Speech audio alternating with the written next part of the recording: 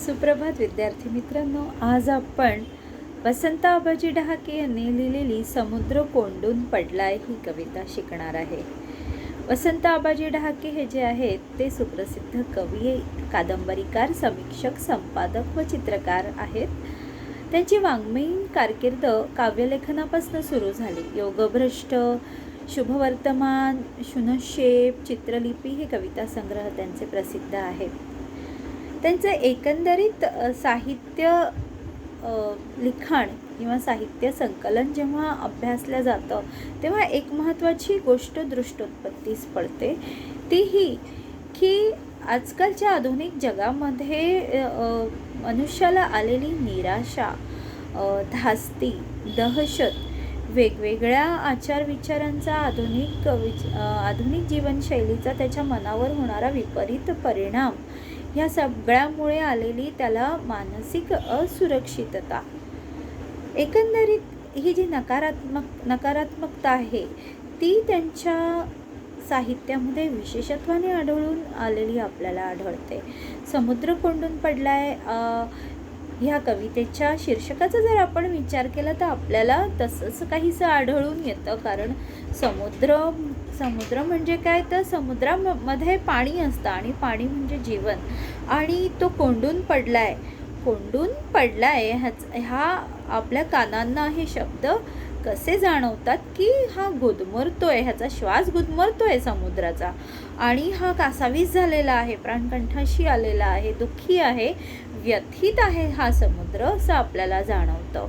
म्हणजे एकंदरीत विचार केला तर नकारात्मकताच आलेली आपल्या मनाला आढळते, आणि एकंदरीतच कवितेचा सूर आपल्याला तशा प्रकारचा नकारात्मक आढळतो. समुद्राचंच प्रतीक इथे या कवितेमध्ये वसंत डहाके यांनी वापरलेलं आहे, एक जीवनाचं प्रतीक म्हणून.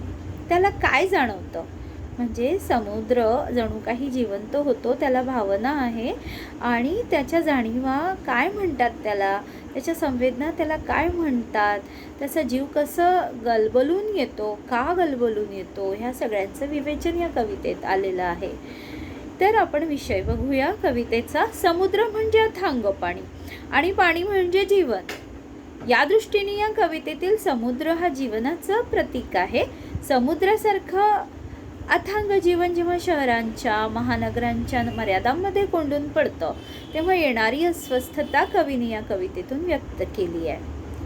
बागडायला अंगण नसणाऱ्या उत्तुंग इमारतीमध्ये बालपण आक्रसून गेलेलं आढळतं, आणि तसंच वाहनांसोबत रस्त्यांवर अथवा रेल्वे स्टेशनवरच्या एवढ्याशा बाकांवर झोपेसाठी बालकांना आश्रय घ्यायला लागत आहे.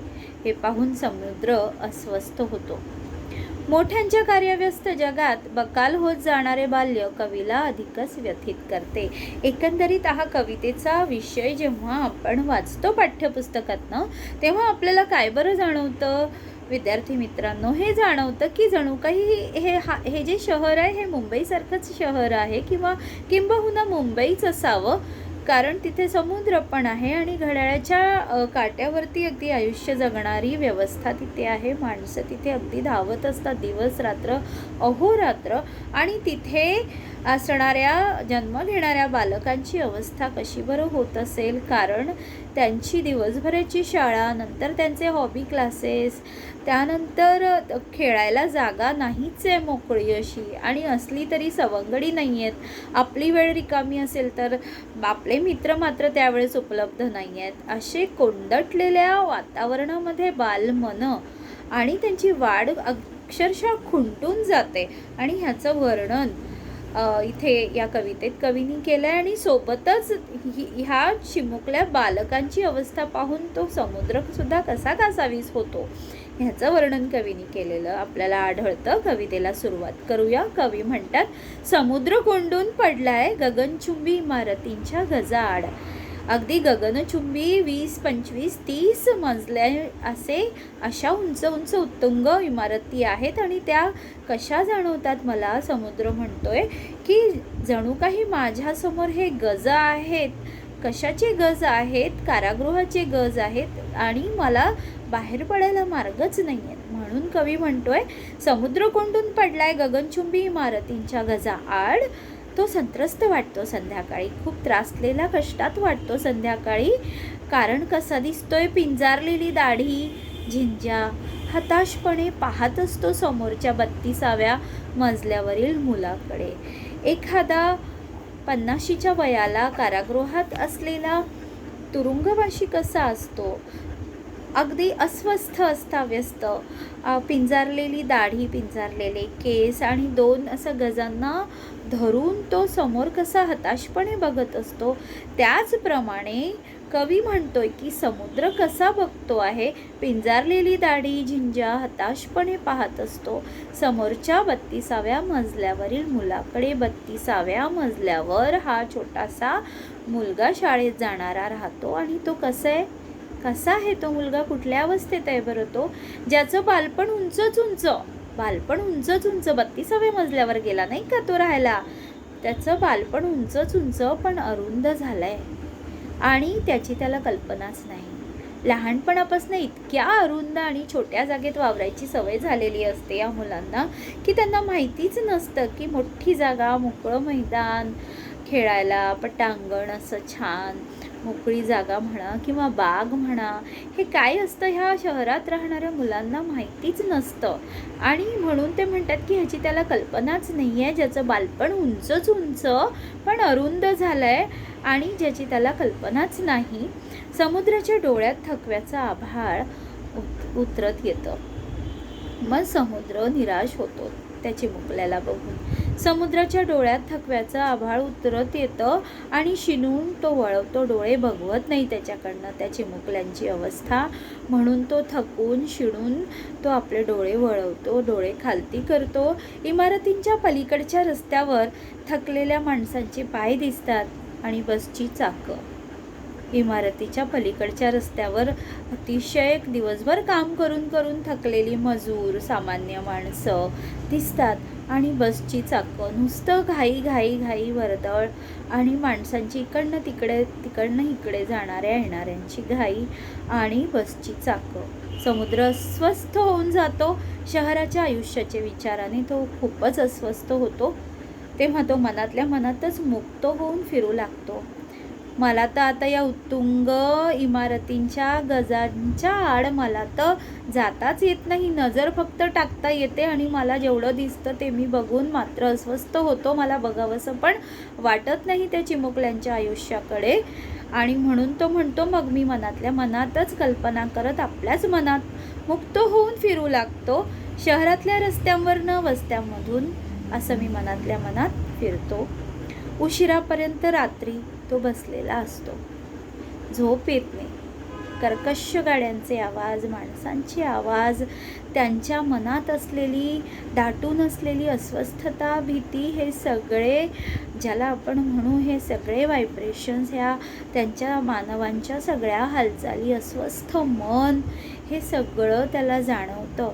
तो म्हणतो की उशिरापर्यंत रात्री तो बसलेला असतो स्टेशनवरल्या बाकावर, एकाकी, समोरच्या रुळांवरील रहदारी बघत. झोपच येत नाही. तो इतका अस्वस्थ असतो विचारांनी आणि इतका चिंतेत असतो की ह्या मानवांचं आणि ह्या चिमुकल्या बालकांचं, इथे शहरात राहणाऱ्या सगळ्या लोकांचं कसं बरं होणार, कधी यांना मुक्तता मिळणार ह्या धकाधकीच्या आयुष्यातनं, ह्यांना शांतता मिळणार की नाही आयुष्यामध्ये, ही लोक आनंदी पुढे कधी होणार आहेत की नाही, या विचारांनी तोच चिंताग्रस्त होऊन बघत असतो. स्टेशनवरल्या बाकावर एकाकी, समोरच्या रुळांवरील रहदारी पाहत, हातांवर डोकं ठेवून अर्धमिटल्या डोळ्यांनी, हातावर डोकं ठेवून अर्धमिटल्या डोळ्यांनी तो बघत असतो हताशपणे. काही करू शकतोय का तो? आपण विचार करतोय की तो काही करू शकणार आहे का? ती स्थिती परिस्थिती तो बदलू शकतो का? समुद्र अर्थात नाही. म्हणून तो तसाच बघत असतो, हातांवर डोकं ठेवून अर्धमिटल्या डोळ्यांनी. त्याला आठवतं त्याच्याच शेजारी पाय मुडपून कसंबसं झोपलेलं एखादं मूल. समुद्र जेव्हा बघतो तेव्हा त्याला समोरच्या बाकावरती एक असं आपलं पाय दुमडून आई वडील असलेलं असेल किंवा नसलेलं असेल, बिचारं ते मूल थकून दिवसभर काम करून झोपलेलं असतं. काय माहिती एखाद्या हॉटेलमध्ये वेटर म्हणून काम करत असेल हा मुलगा, किंवा एखाद्या चहाच्या टपरीवरती किंवा वडापावच्या गाडीवरती काम करणारा छोटासा मुलगा असेल. बिचारा पाय दुमडून असं पाय अगदी घट्टपोटाशी घेऊन बिचारा झोपलाय, पडलाय. त्याला आठवतं त्याच्याच शेजारी पाय मुडपून कसं बसं झोपलेलं एखादं मूल, ज्याचं बालपण स्टेशनवरल्या बाका एवढं, म्हणजे तेवढंच त्याचं बालपण. नंतर तो अहोरात्र फक्त काम आणि कामच करत असतो.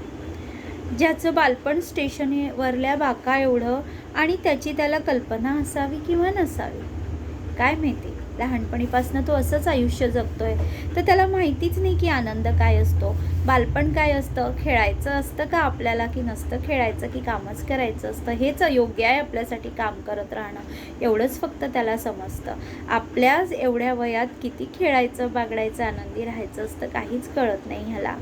आणि म्हणून तो म्हणतोय, आणि त्याची त्याला कल्पनाच असावी किंवा नसावी. मग समुद्र बिचारा खिन्न हसतो.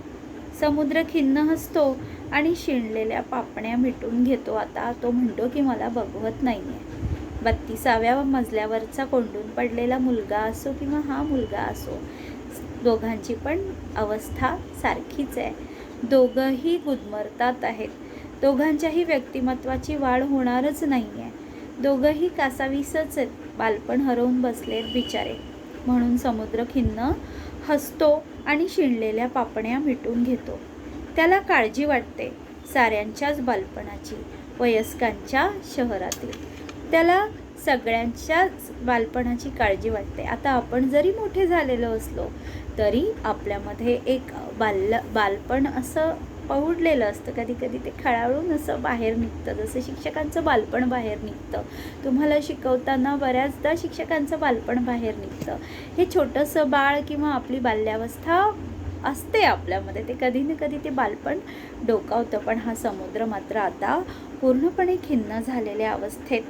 त्याला फार काळजी वाटते. कशाची काळजी वाटते त्याला? त्याला काळजी वाटते साऱ्यांच्याच बालपणाची, वयस्कांच्या शहरातील. सगळे इथे थोरं मोठीच आहेत, सगळी काम करणारी माणसं आहेत, मॅच्युअर माणसं आहेत.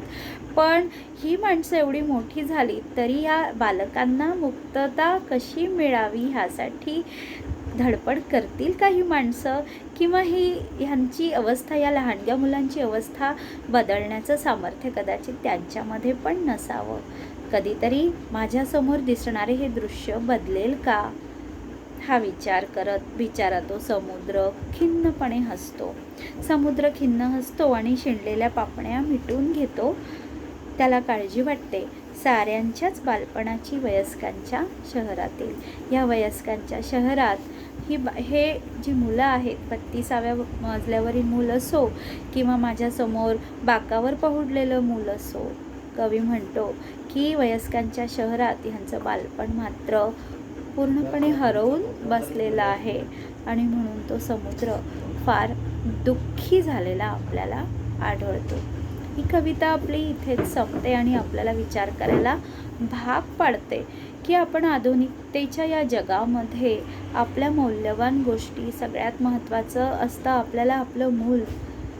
सगळ्यांनाच आपापली मुलं महत्त्वाची असतात, पण म्हणून त्यांचं बालपण हरवू नये म्हणून आपण थोडाफार प्रयत्न करू शकतो का, हा विचार पालकांच्या मनात आणणारा आणि त्यांना असा विचार करायला भाग पाडणारी ही कविता आहे. आणि खरंच आपण विचार करायला लागतो की हे चित्र कुठेतरी थांबणार आहे का, आणि हे चित्र बदलण्यासाठी आपण काहीतरी प्रयत्न करणार आहे का.